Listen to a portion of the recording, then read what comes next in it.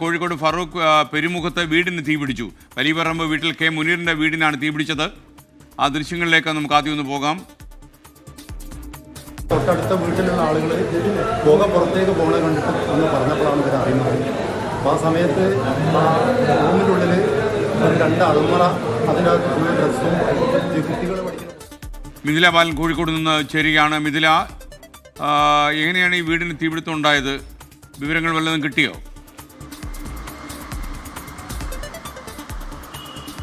SKN നിലവിൽ ലഭ്യമാകുന്ന വിവരമനുസരിച്ച് short സർക്യൂട്ടാണ് ഇത്തരത്തിലുള്ള ഒരു തീപിടുത്തത്തിന് കാരണമെന്നാണ് വിവരം ലഭിക്കുന്നത്.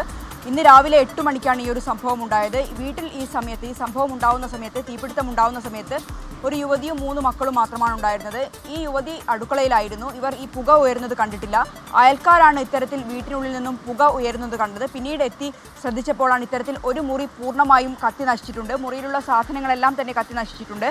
മീഞ്ചന്തയിൽ നിന്നാണ് ഫയർ യൂണിറ്റ് എത്തിയത്. 2 ഫയർ യൂണിറ്റ് എത്തി ഈ തീ അണയ്ക്കുകയാണ് ഉണ്ടായത്. ആശ്വാസകരം എന്നത് ഈ തീപിടുത്തമുണ്ടായ സമയത്ത് ഈ പൂർണ്ണമായും കത്തി നശിച്ച വീട്ടിൽ ആരും ഉണ്ടായിരുന്നില്ല. അതുകൊണ്ട് തന്നെ ഒരു തരത്തിലുള്ള ആളപായവും ഉണ്ടായിട്ടില്ല. SKN. Thank you Mithila Balan.